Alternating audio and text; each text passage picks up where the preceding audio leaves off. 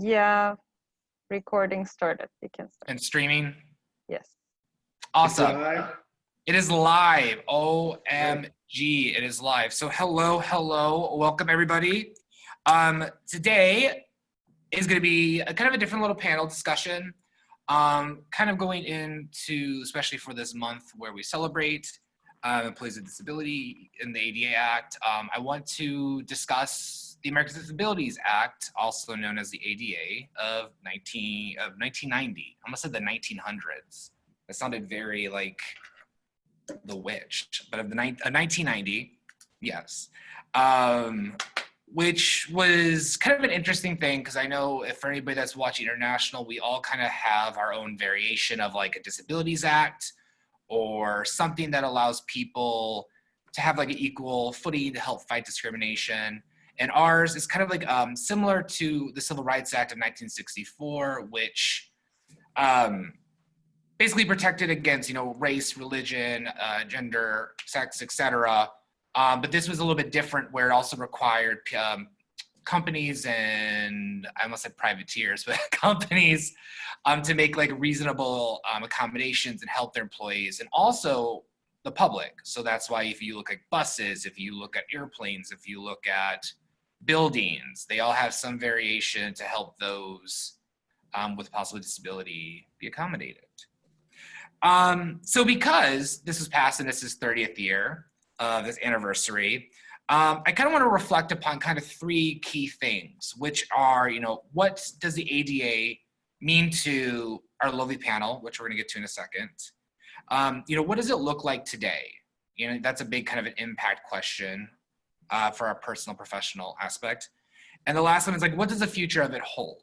I think right now with COVID and the world going on, we have all got really used to our own little bubbles.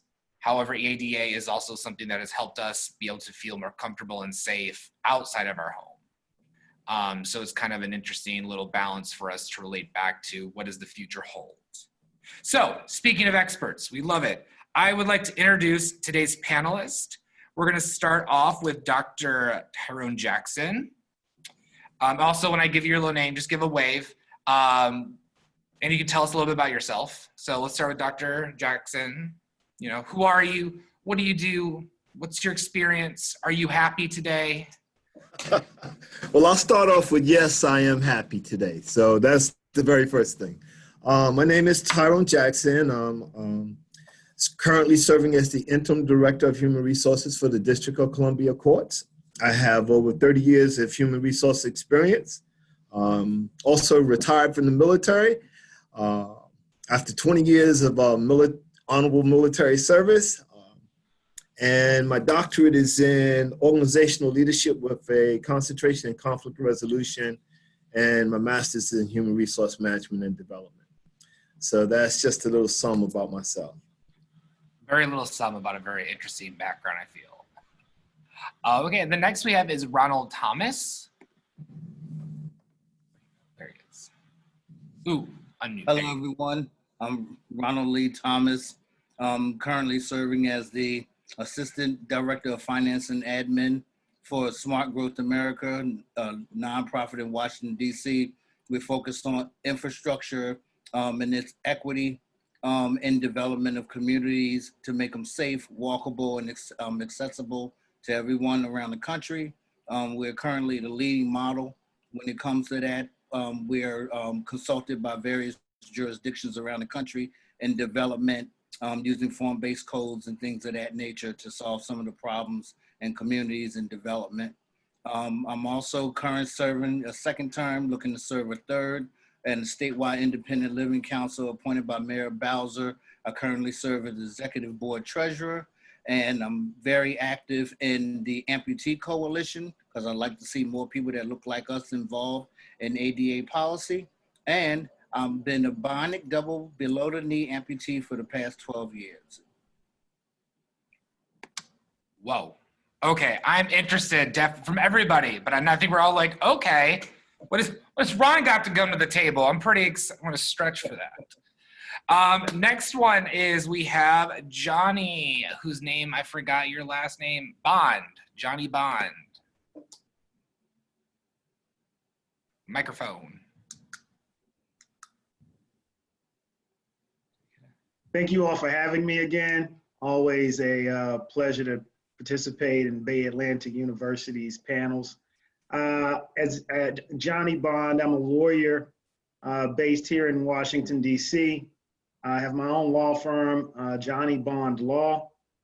Within that law firm, we provide legal services to people who've been injured, no fault of their own, people who've been victimized, and people who generally just need legal representation to redress harms that have been done to them.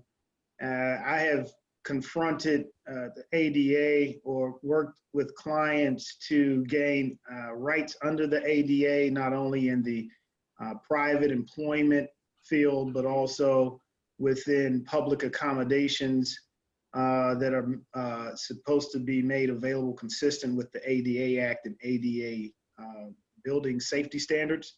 So I'm very familiar with the ADA. I think this is a worthwhile discussion and panel as always. I appreciate being here with my fellow panelists. That's my story and I'm sticking to it.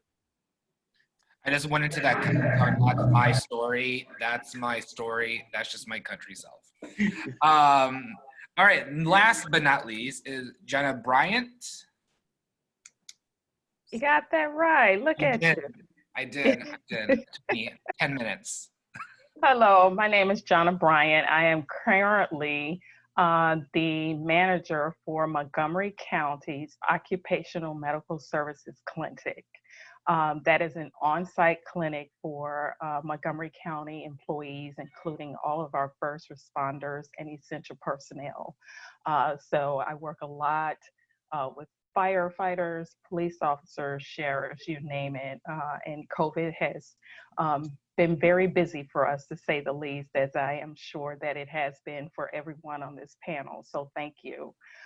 Prior to that, I was the HR director for a Fortune 500 company for 12 years. And this ADA thing I've been doing for quite some time.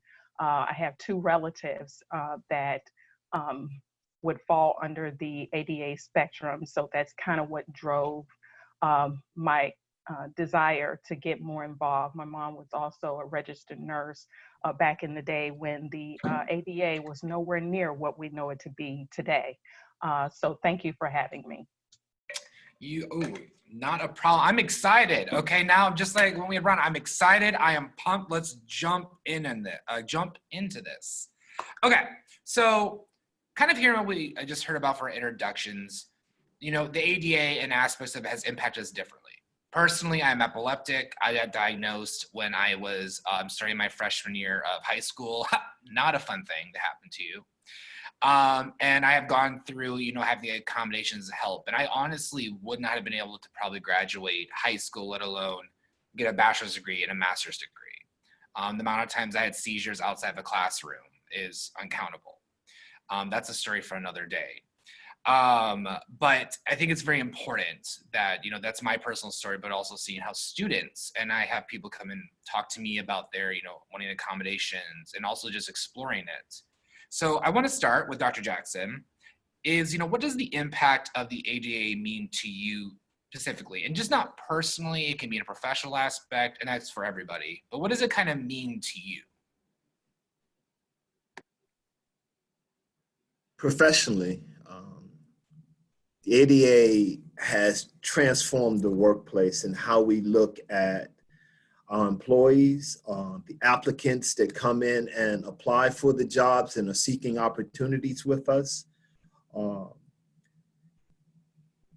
There has been, since the creation of the ADA, where every organization, especially inside government, state and local governments, have to create policies and procedures set around. Now we almost all have an ADA coordinator or an ADA point person to be able to address those initiatives and to ensure that people's rights under the ADA are adhered to. Also to work with them in developing reasonable accommodations and identifying when we can't do that. And it really has shifted the mindset of HR especially when ADA falls up underneath the umbrella of HR, in dealing with and ensuring that all employees that are faced with a disability have rights to participate in the workforce just like any other employee. So it has changed the dynamics by which the way we do business in the last 30 years significantly. Anybody? Okay. Anybody else want to jump in?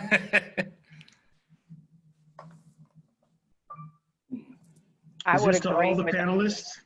I would agree with Dr. Jackson in that it has changed dramatically since I believe a lot of us came into our careers. And one of the things that we really try to focus on is ensuring that whether it's a current employee or an applicant that is in need of assistance for some type of accommodation, we want to make sure that we go as far as we can in ensuring that they're successful. One of the things I know that I spend a lot of time, because I do a lot of training on ADA, is making sure that managers and supervisors understand it's not always necessarily what you can see, but it oftentimes can be those disabilities that you do not see. And just kind of breaking down some of those stereotypes that come along with what the ADA is and what it means in the workplace and in society as a whole. I see that a lot myself in trying to get people to understand the varying spectrums of what disability is, especially with some of my work, Dr. Jackson, with DC government, specifically with the DC Board of Elections, which is kind of timely given the elections coming up in a couple of weeks. One of the things I also do is I work with your attorneys with DC Board of Elections to ensure ADA compliance at various voting registration centers and districts around DC.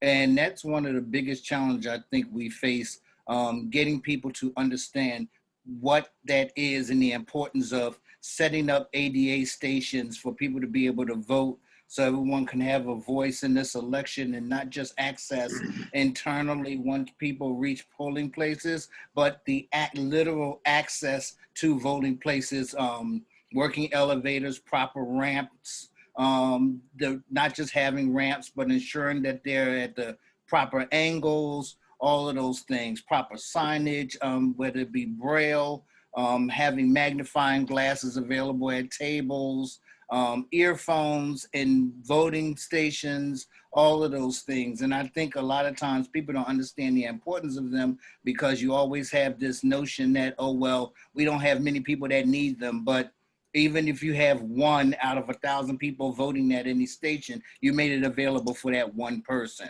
So sometimes the challenge is trying to get people to understand the importance of having these things available. Because you don't need them doesn't mean that other people may not. So. Yeah, and if I can chime in on all of this, I believe the one thing that I would say, what it means to me professionally in terms of a body of law, is that it needs to be, and it is, a breathing, living body of law. And the circumstances which I have dealt with it have been in the educational environment, where students have individualized education programs. And one of the major issues that I've noticed with that is that these are very medical and healthcare specific plans that are specific to this individual child, yet most of the educational facilities don't have people who are trained to, number one, understand them, and then number two, implement the care that's needed to make sure that the students in the IEP is satisfied for their particular disability.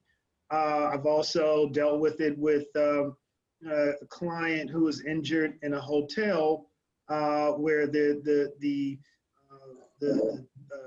ADA specifications for safety were not met, and she resulted in injuring and fracturing her neck.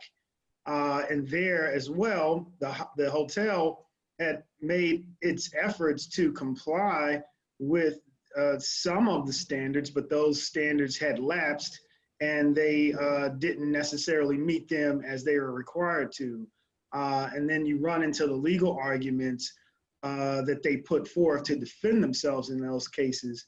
And then there's also been in the context of employees who request public accommodations. And in that context, it really does come down to whether people understand the issue as a disability. So as the body of law, what it means to me is that, you know, it reminds me of a time when America didn't have such of the divisive politics involved, and we were all of one mind in Congress looking to help the American people and sections of the American people, and we need to continue moving in that direction, especially with the ADA. But it also speaks to what's required for a body of law to actually be put into effect. And as you stated, you know, people have to be educated. There needs to be a specific, empathetic insight into the law and what it means to make it practical to help people with disabilities. And I think as the term and the concept of a disability evolves as it should, what a disability, you know, some disabilities we're not even aware of or we're not aware of, will come to light as we continue to move forward. And, you know, we have to focus on how we apply the ADA or expand it or amend it to bring that in. And then again, going into the practical impact of satisfying the requirements of the ADA. I think that is the biggest challenge that we have. Okay. Whoa. Good start. Which kind of, I want to kind of expand upon a little bit what everybody was talking about. And I'm going to kind of direct this to Johnna to start, is regarding, you know, we were talking about understanding, y'all were touching base on understanding and creating the ability and the kind of the environment for that, and also the lack thereof of it. I kind of want to talk about, you know, what else does the struggles in creating tolerance and acceptance for those individuals with a disability in the process of registration, what does it look like? And what are sometimes, you know, other struggles that we or other people, you know, that look at this could help to assist in? Well, I think, yeah, kind of. So basically, yeah, what could, you know, what is, okay, you got it. Yeah, so I think one of the things that we can really do when we talk about diversity and inclusion, you know, is include people with disabilities. Oftentimes when we talk about diversity and inclusion, we talk about race, we talk about gender, you know, those things, but we also need to include people with disabilities so that we can further educate people. As Mr. Thomas indicated, we have to continue to educate people on exactly what that means. It's not necessarily always what is on the outside, but thinking, you know, big picture, you know, not just what we see, you know, someone that may have a vision impairment, you know, that walks around with a cane, or they may have a seeing eye animal or service animal, but sometimes it may be those things that you may not necessarily be able to visually see. I do a tremendous amount of work with people with disabilities that are mental health related. And those are things, you know, they may be sitting for a test.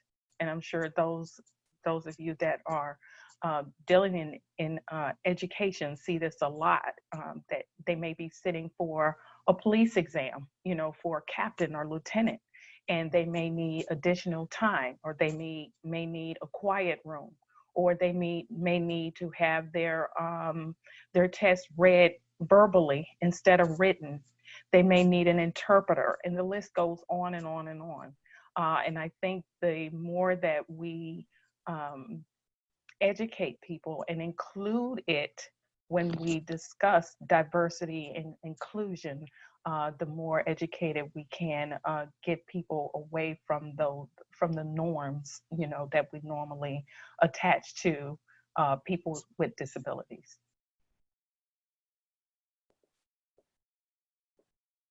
I want to jump in on that. First of all, Johnny, you said everything I was going to say, so all I can say is amen.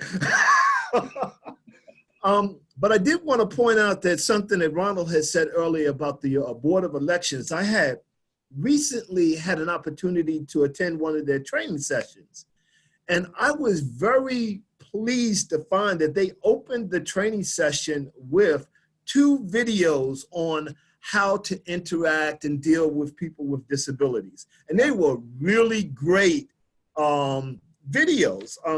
I actually made a mental note to say that I wanted to be able to get those videos for the courts because they were super. And it just shows that, excuse me? They're on YouTube. All right. So it just shows how progress is being made in sensitivity. So here we were gathered together for election training, but they understood the importance of making sure that one of the areas we deal with is our awareness, our understanding, and our ability to be inclusive toward people that have a disabilities. And I just thought that was a marvelous step in the right direction, just to be mindful about it.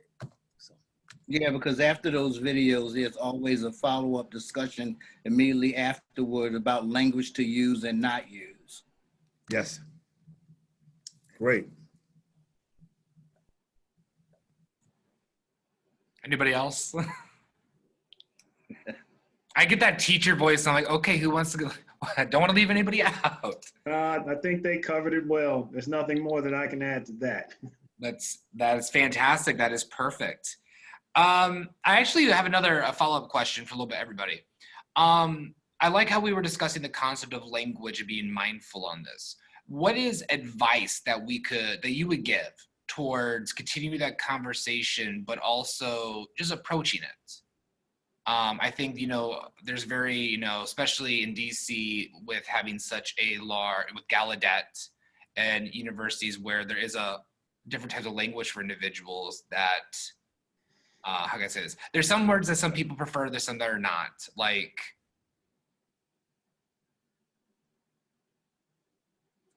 and he froze. I think he froze.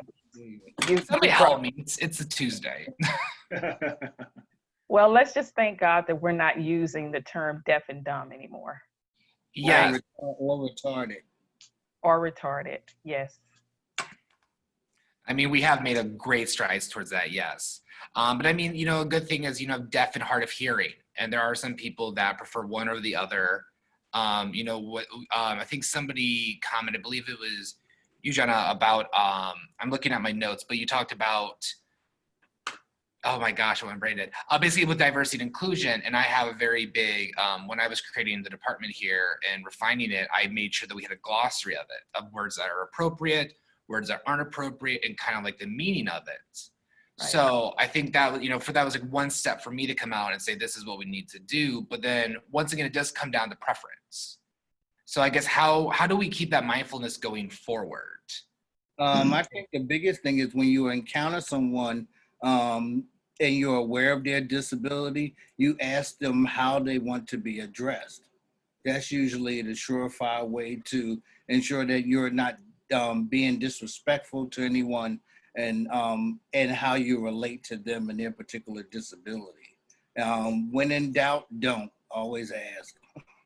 Yeah, I agree with that. And I think the one thing that I found really helpful in my approach to understanding my clients' issues and then also helping the other side to understand them is to put myself in the position of the person and truly try to feel around and see how I would feel or what I would need and try to communicate that from that perspective.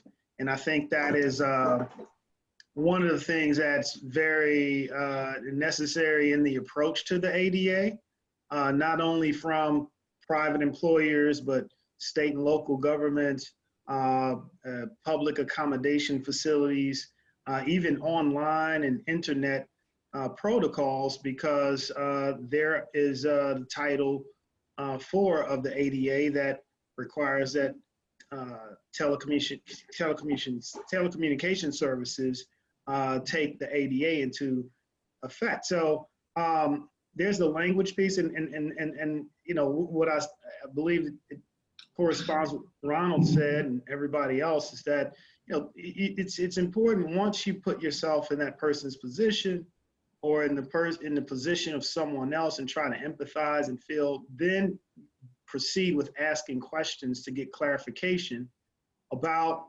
how they feel and what's needed. You know, the ADA obviously has some things that it covers and doesn't cover, and then complying with the relevant law.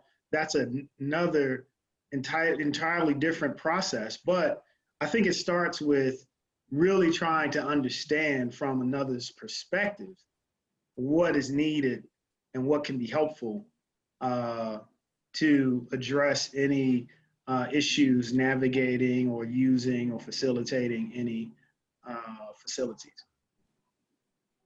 Well, I just want to make a comment about that.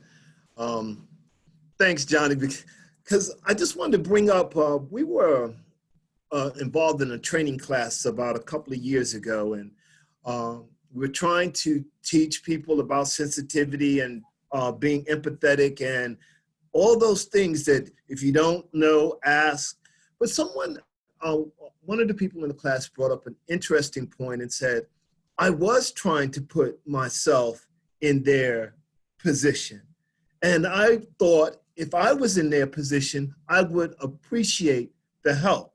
He gave a situation in which he went to help someone that was walking, that was blind, and he thought he was going to just help them across the street, and they took great offense to that and said, I don't need your help, da, da, da, da. And it left him stunned because he thought in his mind, if that was me, I would have liked the help. So there's a balance there that we have to reach out to. It's not just how would you like to be treated? You've got to step back and realize that that person is an individual and you've got to respect their space. And by all means, do not ever put your hands on them. Right. To help them, even to help them. Yeah. But it's a very interesting dynamic when we think, and when people want to help, but they are stuck right now in this day and time of, I don't even know how to proceed with wanting to help. So to that point, it is those of us that are engaged in employment and education, it is about training, training, training, and training again. You cannot offer a training class one time and then think you're done. This has got to be something that is kept alive. It's got to be like our Constitution. It's got to be forever growing and a living animal. So, Right. Yeah. Right. One of the things I try to always implement in my trainings is situational awareness, right? A lot of times people are just not aware of what is happening. And so the example that you just gave about the gentleman that thought he was providing assistance, you know, one of the things I always tell people is, you know, sometimes people don't want your help. And as stunning as that may be, that is the environment and the society that we live in. So just be cognizant of that. You know, my father used to tell my sister and I as girls, you know, be aware of your surroundings all the time because you never know what's going on, right? And that has, you know, turn out to be very valuable even into adulthood. Just being aware, and that's something that I think a lot of people have a tendency to forget when you're dealing with someone that may appear, again, that they need assistance. But, you know, touching someone and making an assumption that assistance is needed can sometimes be a little sticky. You know, it can, muddy waters can happen very quickly. Exactly. Yeah, yeah. I certainly appreciate that, and that's where I said, ask and communicate after you put yourself in that position, and that was assuming a lot. Also, and I can tell you, in stating that I was often working with someone who had been the victim of a ADA violation. So we're kind of going back in time, and I'm trying to explain to human resources who is trying to manage, on one hand, this person's health rights for, confidentiality. On the other hand, trying to implement an accommodation as best they can. And on the other hand, dealing with other peers and colleagues who have no idea how to evaluate, be aware of, or interact with someone who has, let's say in this particular instance, a mental health disability, which manifests as behaviors and conduct that they don't feel fits within the working environment. So that's where I was coming from in terms of enacting the policy. But I completely 100% agree. You should not assume that because you put yourself, or you think you put yourself in somebody's position, that you can now help them or even assume that they need help. I think the main thing is to try to understand, have some empathy, and then especially within, when we're talking within the strictures of the ADA, for instance, human resources, how do you balance those objectives? How do you balance those issues? And then in an accommodation standpoint, how do you, not only just meet the minimum requirements, but, if you have to navigate your restroom, how would that happen for you? So I think that's where I think, if I can, really hit something hard, I think people really trying to be empathetic, aware, and put themselves in the bodies of the individual within what they need to do to comply with the ADA is probably more of what I was trying to communicate. I don't think anyone should assume that someone wants or needs their help, and then even try to go about that without communicating with that person and gaining their consent for giving that help. So I'm glad we pointed that out, because that is a very important nuance of that point. And I definitely think the one summary, everything is communication. And also a little bit is admitting when you are wrong, or, don't ever assume, of course, but also if you do make a mistake, say, I'm sorry, also as I teach students and everything, and I even myself as somebody with a disability, when interacting with other people, I do need to realize, okay, this is a learning experience. What do I need to know about this? Like for when I ever start a new job with my epilepsy, my rule is when I tell people, they're like, oh, what do we do if you have a seizure? With me giving my information, I'm always like, oh, unless I fall down and I'm bleeding, put me in an Uber and send me home. I don't need the medic bill. Like, I'm just going to sleep for 13 hours. Right. But, that is a way I think that we should always feel free to reach out, but also realizing, too, is sometimes there is like that an embarrassment. It took me a very long time to get to the point where I could say more freely about it. Sure. So definitely, I love how you all brought the nuance, the mindfulness, and everything. Can I add one more thing to that, Tyler? You always can, Johnny. You always can. One thing that I'm grateful for is that there's so much information online to understand different health issues. And I think in putting yourself into someone's position, you need to educate yourself with as many reliable sources as possible about what the disability is and what it's comprised of. And I think that goes a long way, and that's probably a huge distinction, or at least a more evolved one than when the act was first put in place. We didn't have such access to information that we do now. We have WebMD and every other healthcare facility, Mayo Clinic included, so many that has free information to explain the symptoms, the diagnosis, the treatment, of so many different conditions that the first step I would say about putting yourself into anyone's position is to educate yourself about the condition and try to understand it as much as possible. And I think that goes a long way. And I think that a major issue is, you know, a lot of people need to enact the laws and the policies of the ADA have to first be educated, and they need to educate themselves. So, yeah. I like to point out that I have a lot of questions, and you guys y'all keep answering them all. So we're gonna jump into the future aspect. So this is gonna be addressed to you, Ron. I want to talk about, like, you know, the future.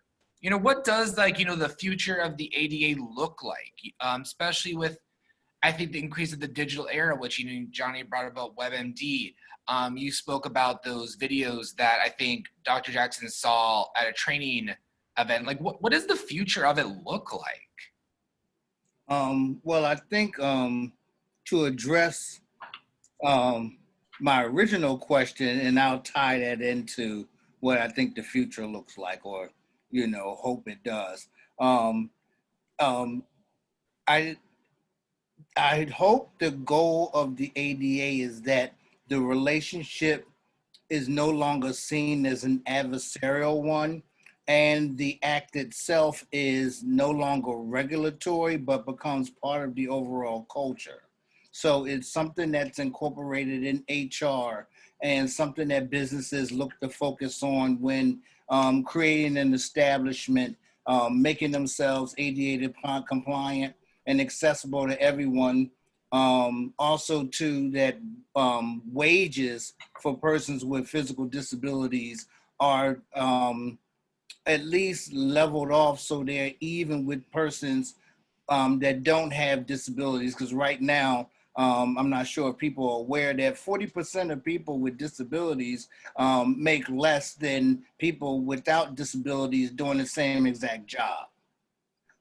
And a lot of times employers feel like, well, they're spending money to make the reasonable accommodations. So oftentimes persons with physical disabilities suffer as a result. And a lot of times people with disabilities don't complain. It's almost, you know, they take what they can get because they're thankful for being employed versus not being employed. So you have those dynamics as well. Also, too, I would like to see the future of the ADA get to a point where it addresses the definitions of what disabilities are, because they're ever growing, they're always expanding.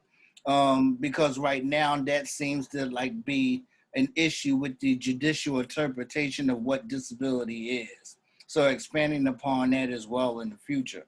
And that the ADA also becomes more to, how can I put this? It becomes more than just a springboard for businesses of all sorts, so that they're not just doing the bare minimum, that they're looking beyond what is expected as far as government regulate, just, you know, federal regulations are concerned, and they look to address more than just that. An example I'll give is something that Johnnie addressed when he was talking about hotels. Oftentimes, and in my travels, hotels will make reasonable accommodations for room widths and ensuring that people have rolling showers, and those accommodations for desk and padding under sinks so persons in wheelchairs and power chairs don't hit their knees when approaching the sinks and things of that nature. But those are just the minimums. If someone is in need of an ADA room, what's often missing in them is they'll give you a shower chair and all those other things, but most of them don't have handheld showers. Now, the next time you go to a hotel, take a look at an ADA room. That's usually the number one thing that's missing that people need the most, because those establishments are doing the bare minimum so they can be ADA certified on the current federal standards. So I hope the future of the ADA changes to address all of those things as well. I might be rambling a little bit because I can think of so many things. But those are things that kind of stick out immediately when I think of the future of the ADA and what it looks like long term.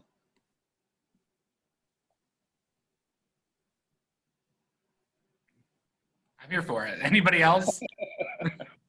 I just want to say bravo, Ronald, because I can't follow that act, bro. It's really good.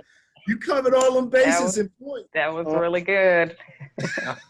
I feel like there's an applause. Like, you just need to stand up. Like, There yeah, you go. Yeah. you did it. Yes. Yes. Well, I want to hit on one quick question. Tyler, let me jump in on that. I can't We got a follow little that. bit. We got some good questions, so a little bit of time.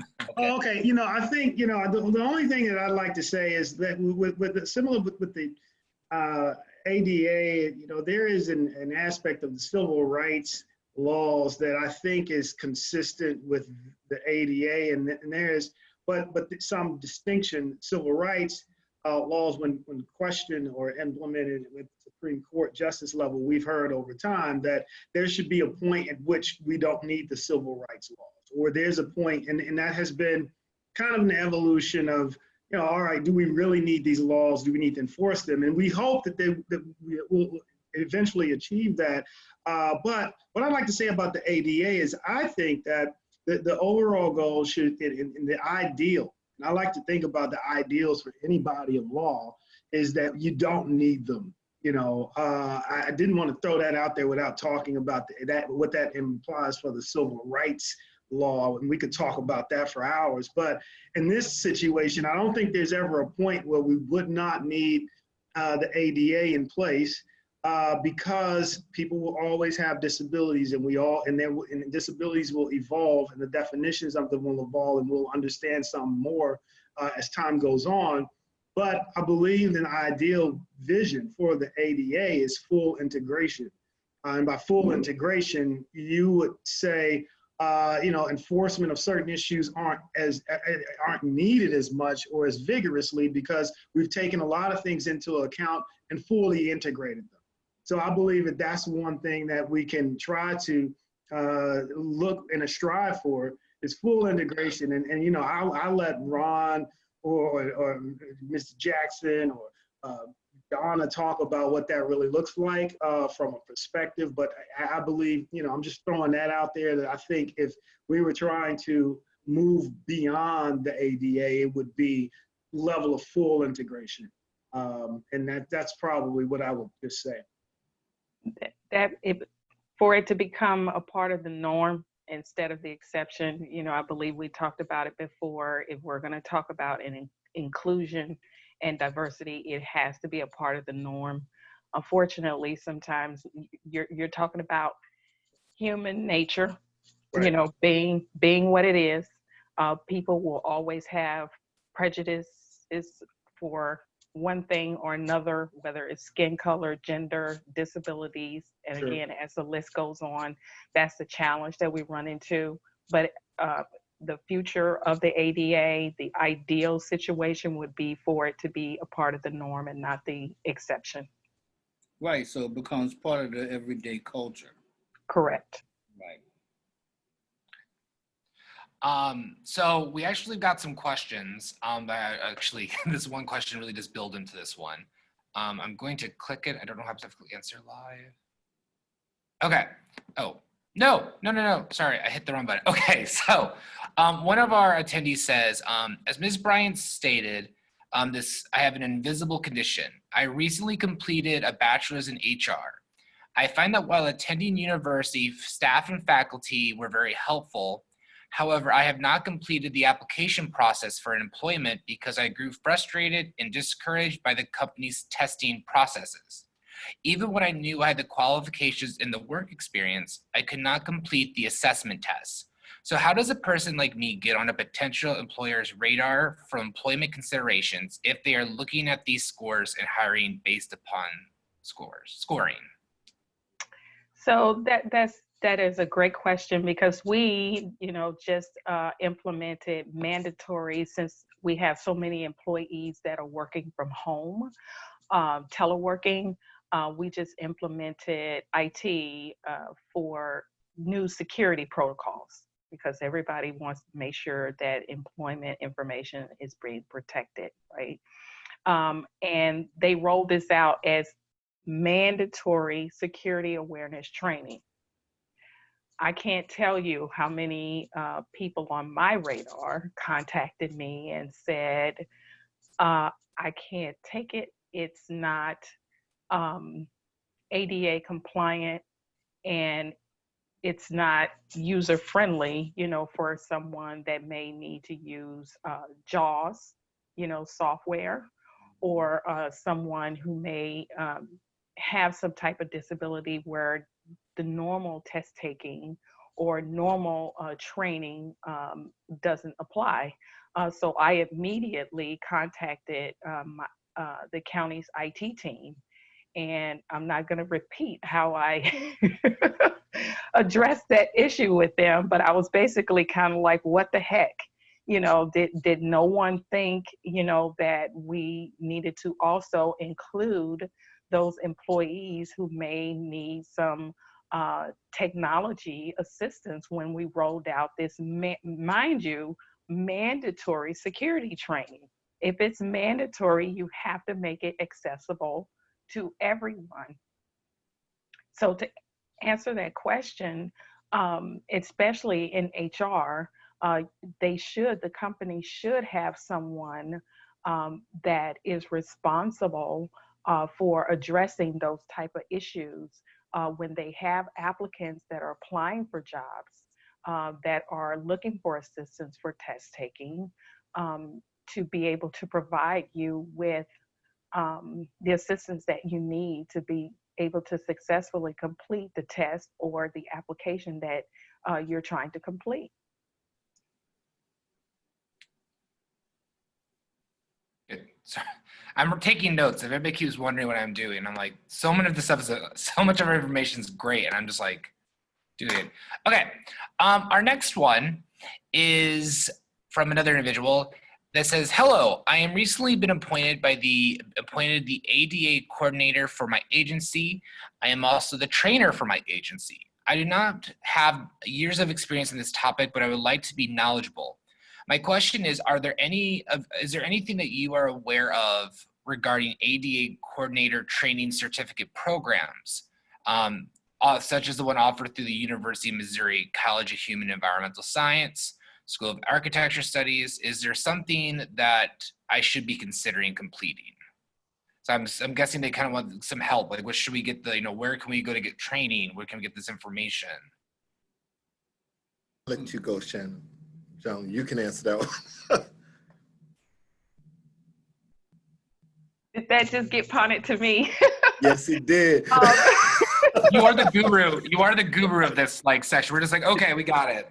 No way. So I can tell you that being in this area, the Mid-Atlantic ADA group is a wonderful place to start to just get a wealth of knowledge regarding ADA and ADA training. I know one of the other places that I use very often is the JAN Job Association Network, Job Accommodation Network, Job Accommodation Network, that has a wealth of information there as well. There's a lot of different agencies and programs that you can take out there that will provide you with information on how the do's and the don'ts, the beginnings and the end, the basic information related to ADA coordination training. But I would definitely start there. I'm not sure what area, what region they live in, but each part of the country has the ADA, I believe it's ADA.org or ADA, and they have, if you live in the western part of the country or the southeast region, there's a wealth of information out there, and it's on Facebook, YouTube. They have lots of videos and information on there if you're just starting out in it. Also, too, I'm not sure where the person is, but a lot of states have independent living councils. And a lot of them, some states are large enough where they may have 2 or 3 districts. Some just have 1, depending on state size, but they can always contact the National Council of Independent Living and find out if there's one available in their state. And their states oftentimes will be able to offer classes and resources, and a lot of them, believe it or not, are free. So it's just a matter of just reaching out to them, because we get federal funding for a lot of that stuff that people don't take advantage of. The money just sits there and rolls over year after year. So.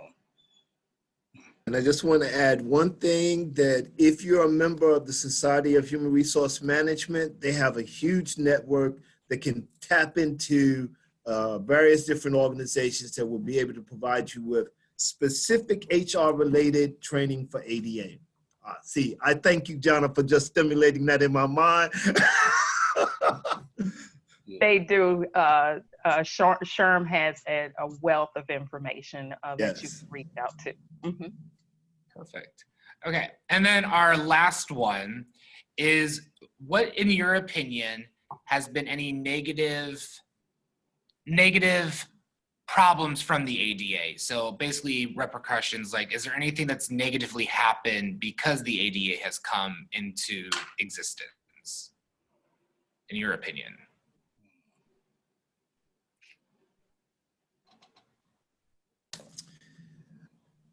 I know I may get some pushback on this, so now I'm going to take it tiptoe sort of gently into this. But I think there is, especially after the ADA Amendment Act,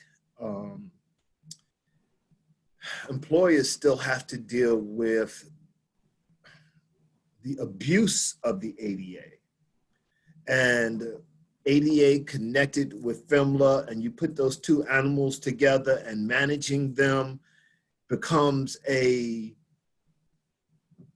oftentimes a very difficult situation for the workplace, especially if you start having several people inside a particular division on intermittent FMLA, plus needing accommodations, and where this goes. Because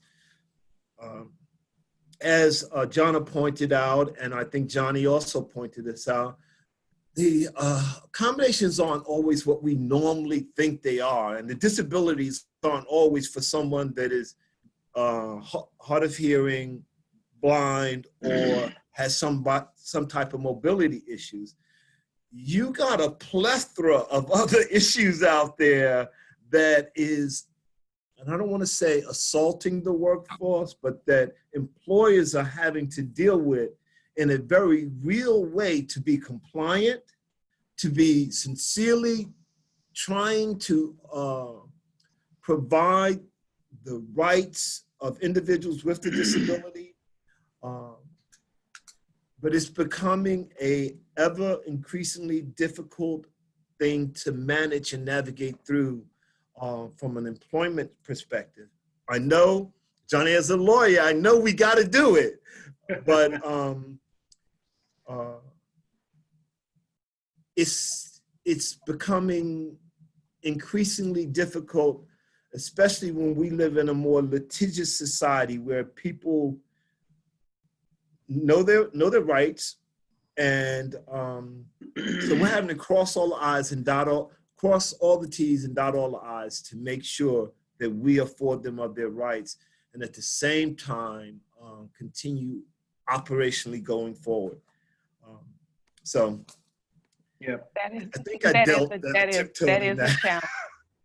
Yeah. That is, I would agree, that is definitely a challenge for employers. That's why it's even more important to have someone that is dedicated to doing that, what they call the triangle, the ADA, the FMLA, and workers' compensation, right? Oh, yes. Because oftentimes they run, together. Yeah. And when I have to talk to my managers and supervisors about that triangle, they're just like, Johnna, you're killing me. But it's a tricky web. It can be done. operationally, it's painful initially, but if you have someone that is knowledgeable about how to manage the three when they come together, they don't always, but sometimes they do. It can work because, as you said, it is a piece of the law that we do have to be in compliance with, as is the FMLA, as with state mandated workers' compensation. Yeah. Exactly. So, I have to step in on this because, and I like the question because it really made us dig deep to say, okay, well, this is all cheery and good. It's wonderful. Well, what are some issues that arise from it? I'll still push back on any characterization of a result or product of the ADA being described as negative, because once you embark on the challenge of trying to redress and accommodate and deal with an issue for disabilities or any type of injustice, the challenges become part of the process. So I love the question, but I'm going to defend the law and defend what the policy of the law is, to say, let's not look at anything as negative. Let's look at it as a part of the challenge. And I can give you some examples of some language that are out there about some of the most critical amendments to our Constitution. And that is the amendment for free speech.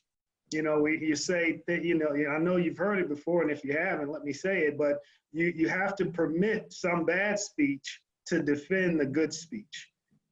So that's the way I would look at it. Once we have a body of law in place like this, all the challenges that come result, all of the people who may pursue frivolous lawsuits or frivolous claims or try to abuse and misuse the rights afforded under the ADA, that's a challenge. And what it takes is for us to step up and create more mechanisms and thought processes to filter through and decipher and distinguish between frivolous and abusive claims. But the challenge should then be to fulfill the ideals of the law so that the people who are protected under it get the full benefit of it. So that's what I'd like to say. I do like the question, though. I don't want the person who asked that question to think that, I'm criticizing it. I think we have to challenge ourselves to see what are some of the challenges and negative aspects that can come out of anything that we try to implement. But, in responding to that question, I'd like to, kind of focus on what the challenge is in pursuing the law. Well said, Johnny. All right. Well, that brings us to the end of our hour. I know, time flies. Wow. Yeah, it did fly. So quick thing, is there any programs or anything, any events or anything going on that you would like to speak about that you'd like our viewers and participants to look into? Shout out for anything? No. Real quick, I would just say go online and educate yourself as much as you can about the law of the ADA. There's some really good websites out there that summarize the laws and what it applies to. Once you become familiar with that, I believe people with disabilities are more familiar. If you don't have a disability, you don't come into contact with anyone that does, and this is all a foreign concept to you, please educate yourself about it. And then as you look around, you become educated about the law. I'm pretty sure you'll look around and see people with disabilities. And if you come up against that, do as I think everybody on the panel has said, educate yourself about it, become aware, and try and communicate and try to understand as best as you can what the person needs or don't need from you or the environment in order to navigate their day-to-day lives. And YouTube is also, like I said, a great place to look for instructional videos, do's and don'ts regarding disability engagement and things of that nature. It's a great resource. So if you have any questions, just looking for different information, videos for Dr. Jackson, YouTube is a really great resource for that. There's a lot on YouTube for that. Outstanding. Great. Good. Very good. And So again, I'd like to close by just saying, thank you all for having me. And Thank promoting you. his material. Jenna, what were you saying? I just, to go back to the question that the individual had that was applying for, I believe they said they were looking for information as far as being able to apply for a job. Again, go back to that employer. I don't know if they're a large or a small employer, but someone in that company is responsible for the recruitment and selection process with that company. The EEOC website, the federal EEOC website, also has a ton of information in regards to what employers are required to do when it comes to providing accommodations for applicants and for employees. So use that again as a valuable resource. Perfect. All right. Well, I would like to thank all of you for coming. I would like to also point out, as I said, you messed up all my questions because you all were answering them way too well in advance, but I love it. I would love to do a follow-up panel, kind of explain more of this. I think there's a lot more ideas and things out there, especially with our amazing, you all are, my notes alone for stuff I want to follow up and research is fantastic. So thank you each. I said, feel free to email me. You all will be getting emails from me. So thank you so much. I really appreciate it. Thank you. You guys are done. You're free. Thanks for having us. Thank you. Thank you. Everyone, have a good one. Bye-bye. Enjoy the day. Thank you so Bye-bye.